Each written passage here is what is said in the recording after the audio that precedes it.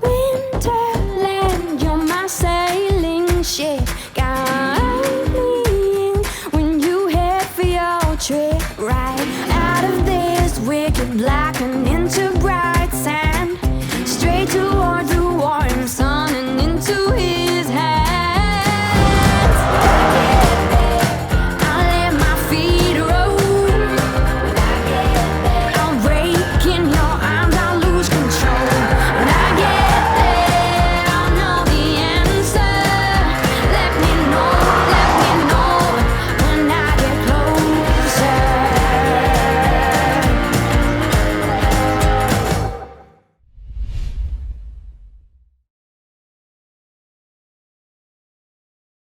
오늘 만나보실 모델은 BMW의 소형 해치백이죠. 1 시리즈인데요.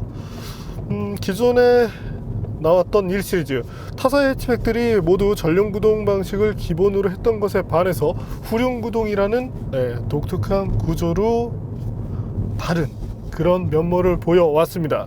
뭐 감각적으로도 상당히 좋았고, 하지만 현재 모델은 미니와 플랫폼을 공유하면서 다시금 전륜구동으로 돌아왔죠.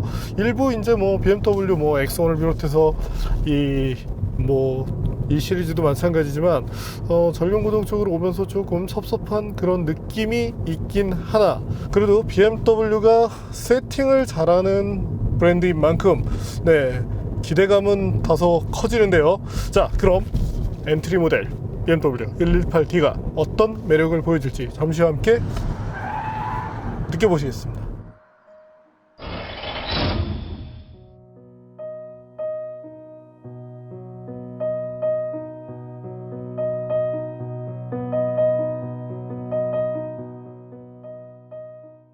(3세대) 1 시리즈가 출시됐습니다.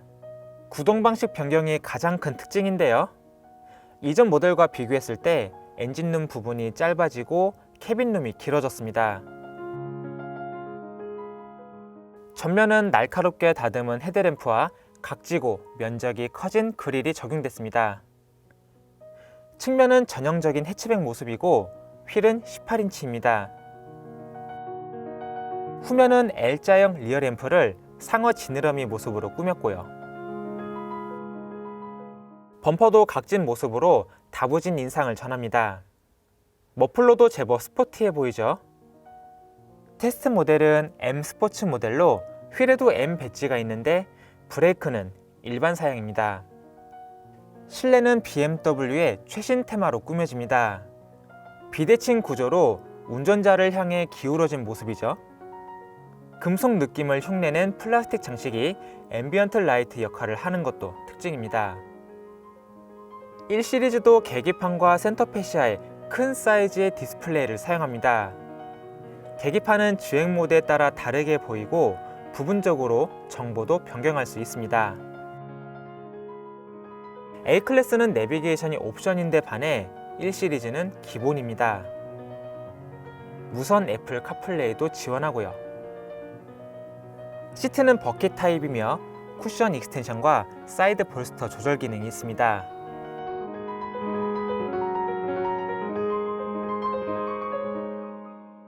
열선도 있고요. 조수석 시트도 전동으로 조작되며 ISO 픽스 연결 고리도 마련됐습니다. 뒷부분 부피가 큰 버켓 시트를 달았지만 뒷좌석이 크게 좁진 않습니다. BMW는 기존 모델 대비 무릎 공간이 33mm 가량 늘었다고 하네요.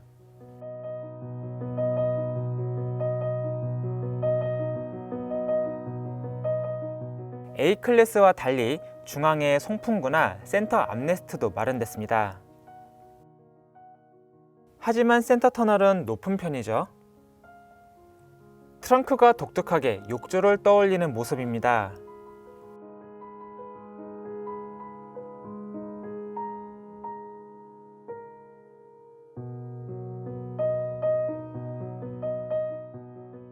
뒷좌석 폴딩을 통해 공간을 확장할 수 있지만 공간 활용이 다소 애매해 보입니다.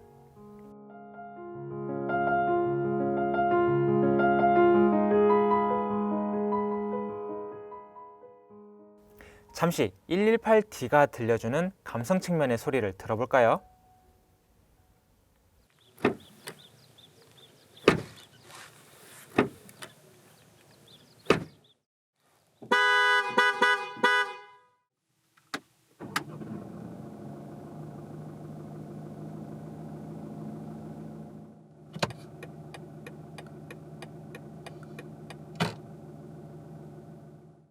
편의 및 안전장비는 거의 없습니다. 일반 사양의 크루즈 컨트롤 정도가 있고 차선 이탈 경고나 사각지대 경고 장치도 없습니다. 스마트폰 무선 충전과 같은 기능도 없고요. 세이프티 옵션을 준비해야겠습니다. 눈에 띄는 기능은 자동 주차였는데 평행과 직각 주차를 지원하며 가감속과 기어 변속까지 스스로 해줬습니다. 후진 어시스트도 지원하고요.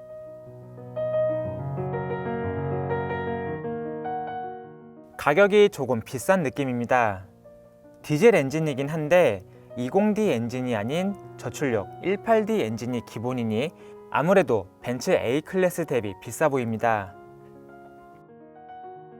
처음 1시리즈를 타고 주행을 시작했을 때 매우 나쁜 승차감에 놀랐는데요. 확인 결과 공기압을 무려 44psi까지 넣어놨네요. 업계 최고 수준이죠. 냉간시 수치가 저 정도였으니 주행을 하면 더 팽창해 차에 대한 정상평가가 나오기 어렵겠죠. 저희 팀 이전에 시승하신 분들의 시승기가 궁금해집니다. 매번 하는 일이지만 테스트 시작 전에 공기압은 다시 맞췄습니다.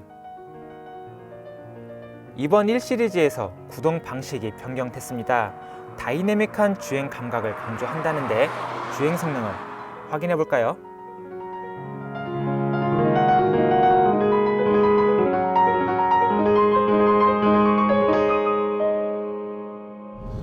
우선 간단하게 실내를 살펴볼 때 다른 BMW 모델들과 유사한 모습이죠. 그리고 M 패키지가 적용이 되면서 두툼한 스티어링 휠이 들어가 있어서 좋습니다.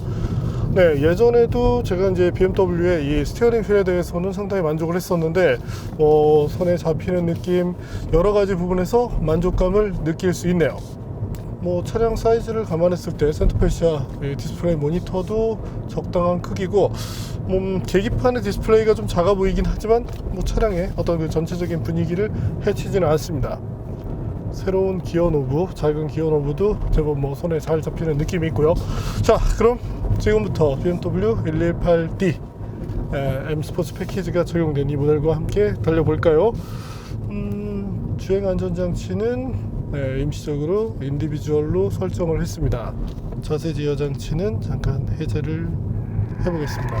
네, DC 오프라는 메시지가 떴는데요.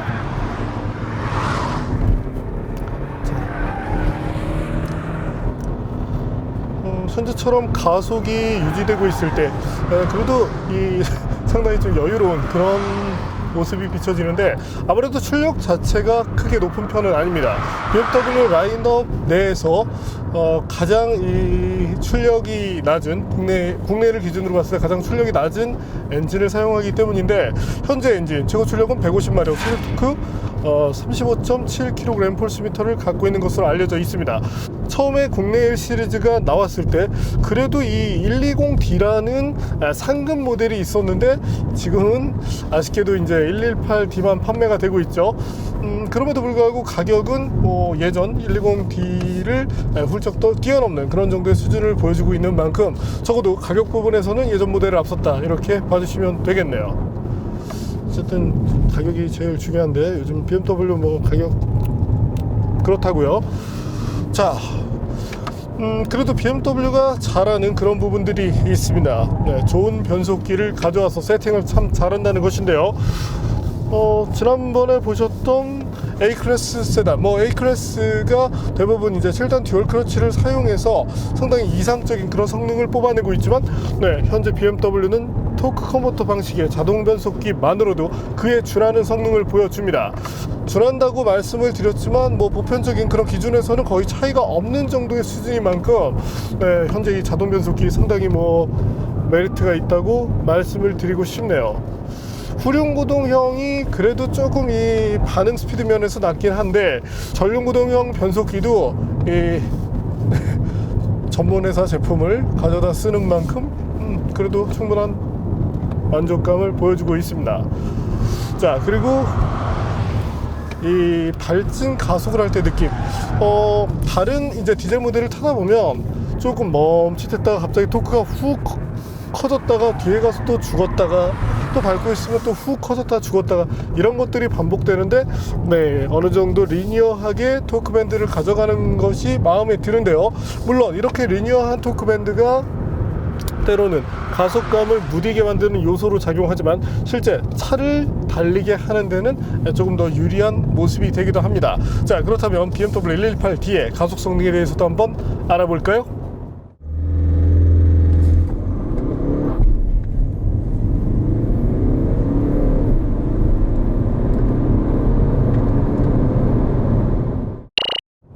제조사 발표 수치와 비교를 했을 때 조금 뒤처지는 성능이 나왔죠.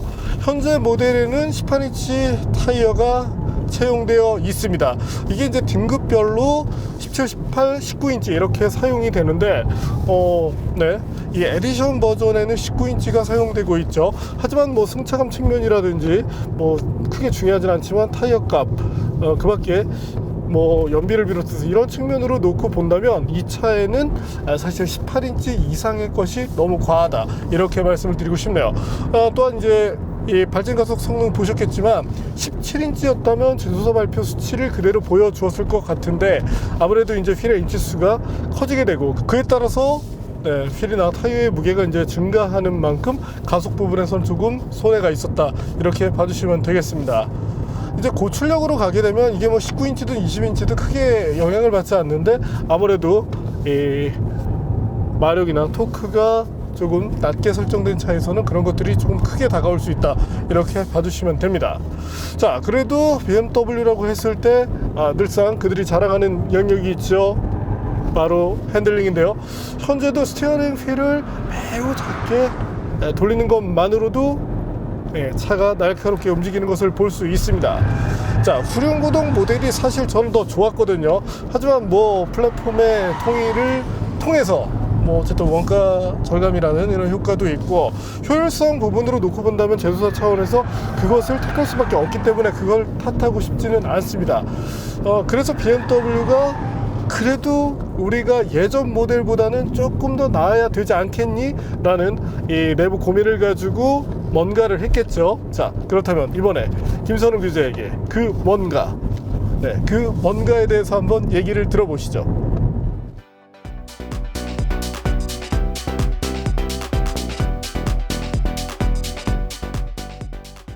네, 이번 1시리즈는 BMW에서 역사상 가장 다이나믹한 해치백이라고 이야기를 하고 있습니다. 구동 방식이 전륜구동으로 바뀌었는데 좀 의외죠. 네, 바로 ARB라는 기능이 있기 때문입니다. 이 기능을 설명드리기에 앞서 잠시 DSC, 그러니까 주행 안전장치 부분에 대해서 설명을 해드리겠습니다. 운전자가 위험한 운전을 하고 있다고 가정을 해보겠습니다. 이때 DSC 시스템은 ECU에게 정보 전달을 하고 그 정보를 바탕으로 다시 엔진 출력을 내리거나 네 바퀴의 브레이크를 작동시켜서 안전한 주행을 하도록 돕습니다. ARB라는 기능은 일종의 ECU 직속 기관이라고 봐주시면 됩니다. 그리고 주행 안전을 위한 장치가 아니라 코너를 조금 더 빠르고 다이나믹하게 돌기 위한 장치라고 봐주시면 되는데요. 자동차가 운전자의 운전 성향을 파악을 합니다. 그리고 코너를 진입하기에 앞서 코너 안쪽의 바퀴들을 브레이크를 잡아줍니다. 이것을 ECU가 브레이크에게 직접 명령을 전달하는데요. BMW에 따르면 일반 DSC 시스템과 비교를 해서 정보 전달 속도는 3배, 그리고 운전자가 느낄 때는 10배가량 빠른 느낌을 전달한다고 합니다. 물론 구동 방식이 변경됐다는 한계는 있지만 그것을 최소화시키기 위한 일종의 노력이라고 봐주시면 되겠네요.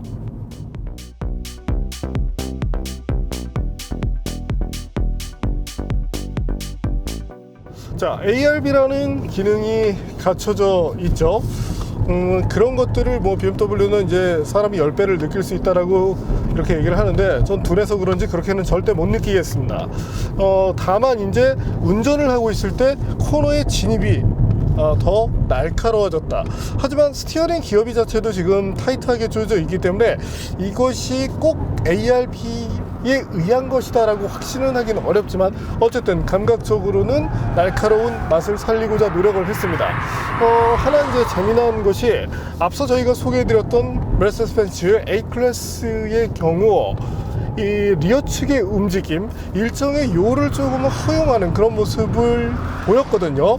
물론 이제 요값이 커지게 되면 ESP가 꺼져 있어도 개입하긴 했지만 어쨌든 그런 모션을 통해서 약간이나마 운전 재미를 추구해 줬습니다. 반면 현재 모델은 예전에 이제 현대자동차가 아반떼 MD 때 뒤쪽이 돈다는 얘기를 듣고 나서 노이로제가 걸려서 그 이후부터는 뒤쪽을 안 돌게 만들어 놨는데 현재 이 1 시리즈 역시도 리어 측의 미끌림을 거의 허용하지 않는 모습을 보여주고 있습니다. 안정감 측면에서 분명히 도움이 되겠죠.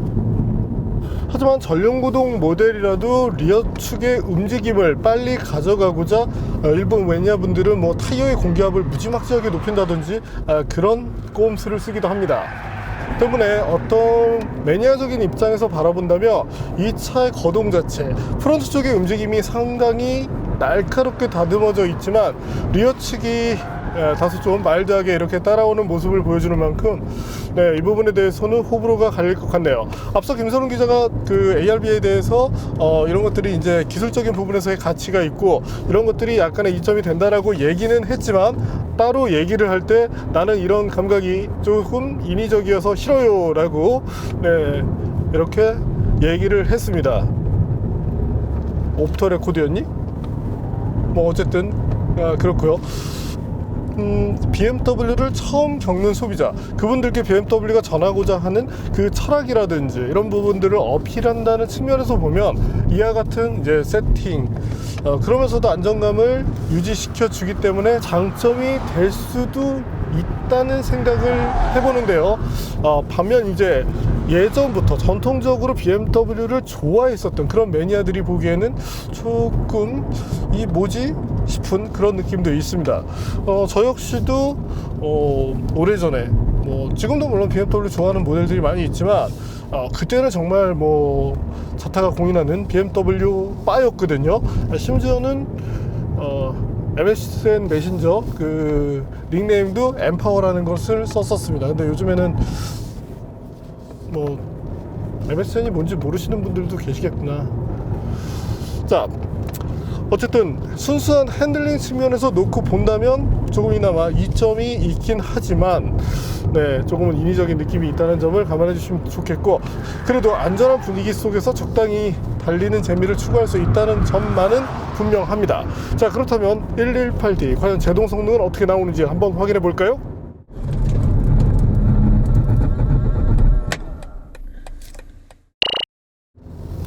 현재 보시는 것처럼 제동거리가 저희가 기대했던 것보다는 조금 밀려나는 모습을 보였습니다. 현재 이제 차량의 마일리지라든지 이런 것을 봤을 때 향후에 이제 약간 더 개선될 여지가 있긴 한데, 어떤 그 브레이크의 특성을 놓고 보면 페달을 압박했을 때 초반부터 차가 확 하고 잡히는 이런 타입이 아니라 초반에는 거의 캘리퍼가 압박을 하지 않는, 중반 이후부터 후반에 그나마 리니어하게 가져가는 타입인데, 이런 셋업은 여성 운전자분들께서 차를 다루실 때 상대적으로 브레이크가 좀 안 됐는다라고 느낄 가능성이 있거든요. 때문에 이런 그런 그 페달의 조작감 부분에 대해서는 조금 더 개선하는 것이 어떨까 싶습니다. 물론 이 초반에 이제 좀 부드럽게 이렇게 컨트롤할 수 있다는 장점이 필요로 할 때 어떤 예민한 그런 감을 만들어내서 이점으로 작용할 수 있기도 하겠지만, 그래도 처음부터 끝까지 어느 정도 리니어한 반응으로 가져가는 게 다루는 측면에서 더 나은 만큼 향후에는 그런 것들을 해주면 좋겠네요. 자, 그래도 뭐 스티어링이 돌리면서 코너를 들어가는 재미 자체는 재미가 있습니다. 그리고 타이어가 조금 변경이 있었죠. 예전에 이제 스포츠 패키지에는 브리지스톤의 S001이라는 이제 플래그십 타이어, 스포츠 타이어가 쓰였는데, 현재는 이제 포텐자 라인이 아닌 투란자 라인을 사용하는데, 네, 서머인 것은 같습니다. 하지만 이제 T005A 어떤 그 소음이라든지 이런 것들을 중시하면서 일정 퍼포먼스를 유지하는 그런 모습이기 때문에 절대적인 코너링 퍼포먼스는 예전보다 조금 떨어졌다고 봐주시는 것이 맞겠네요. 왜 그랬을까요? 자, BMW 1 시리즈. 그래도 이 차를 바라볼 때 칭찬할 수 있는 부분들도 있습니다. 자, 플랫폼을 공유하는 미니와 비교를 한다면, 미니는 조금 뭐 성향 자체가 그렇지만 약간 좀 갈팡질팡하는 그런 모습을 보여주죠. 이게 지금 뭐 표현 때문에 오해를 하실 수 있을 것 같은데, 재미라는 측면을 많이 강조했다는 것을 의미하는데요. 반면 현재는 안정감이 상당히 많이 가미가 되어 있습니다.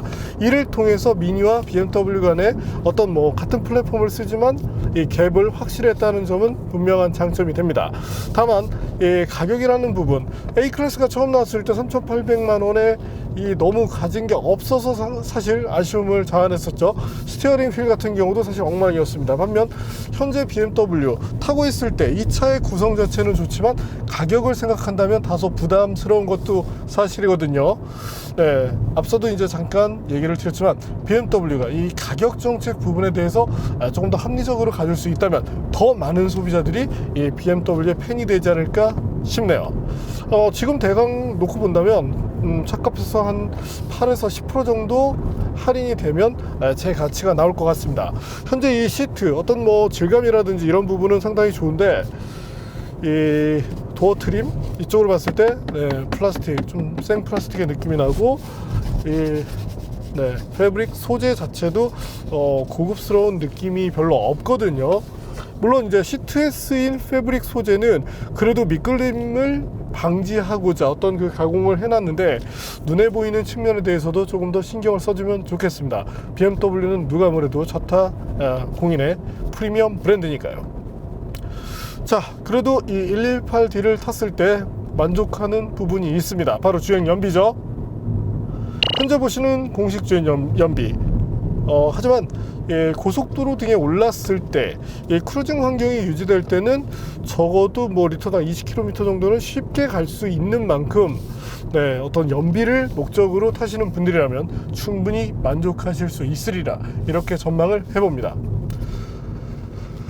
다만 이제 사운드 시스템 같은 경우가 약간의 아쉬움이 되는데, 블루투스를 연결할 때 요즘 이 폰의 어떤 그 볼륨과 연동되는 그런 기능들을 채용하는 경우가 있는데, 현재는 채용되어 있지 않습니다. 물론 이건 뭐 벤츠도 마찬가지지만, 다른 것보다 현재 118D의 사운드 시스템은 이 오디오 시스템 자체에 어떤 그 출력이 너무 좀 낮게 느껴지거든요.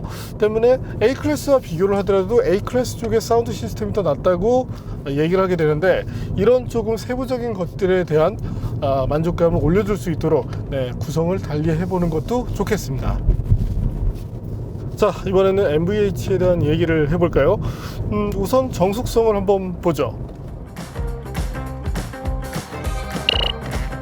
그래도 디젤 모델로서는 수긍할 정도의 수준을 보여주었습니다. 물론 차가 달리는 환경에서는 60.5dB 정도, 뭐 지난번에 저희가 소개해드렸던 A클래스 세단도 이제 같은 수준을 보여주었는데, 뭐 소형급이니까 그래도 뭐 타협할 정도의 수준을 보여주긴 했네요. 그리고 승차감 측면으로 놓고 봤을 때 분명히 좀 단단한 성향을 갖고 있습니다. 물론 이제 현재 M 패키지가 적용되었기 때문인데, 그로 인한 어떤 조종성의 향상, 여러 가지 것들은 있지만 뭐 대중의 시선으로 바라봤을 때 조금은 단단한 편에 속한다. 하지만 그것 자체가 매우 이제 싼티나는 그런 딱딱함이 아니라 그래도 프리미엄 브랜드답게 조금은 고급화된 그런 단단함을 추구하고 있다, 이렇게 봐주시면 되겠습니다.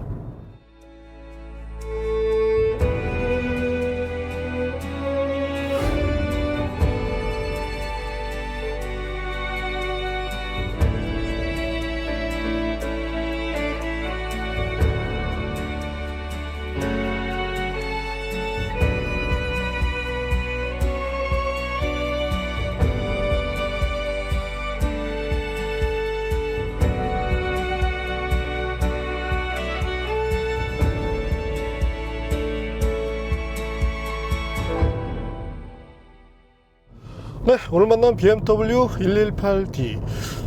사실 이 차가 지향하고자 하는 그런 방향성을 놓고 봤을 때 틀린 것들은 없다고 생각을 합니다. 다만 기존에 이제 너무나 뚜렷하게 BMW의 특징이 되었던 부분 중에 하나가 후륜 구동이었죠. 또한 이제 무게 배분 측면으로 놓고 보더라도 지금은 이제 그냥 뚜렷한 전륜 구동 모델이 되었기 때문에 네, 지금 보시는 것처럼 6대4의 배분을 그대로 보여주고 있는데 어떤 매니아적인 시각으로 바라볼 때 분명히 좀 아쉬움이 되긴 합니다.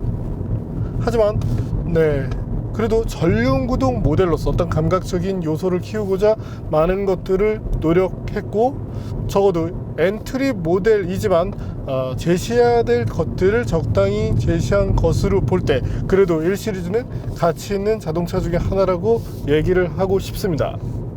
네, 어쨌건 BMW도 전륜구동 모델로 다시금 이제 시장에 돌아온 만큼 네, 이 세그먼트가 한층 더 뜨겁게 달궈지지 않을까 이렇게 예상을 해봅니다.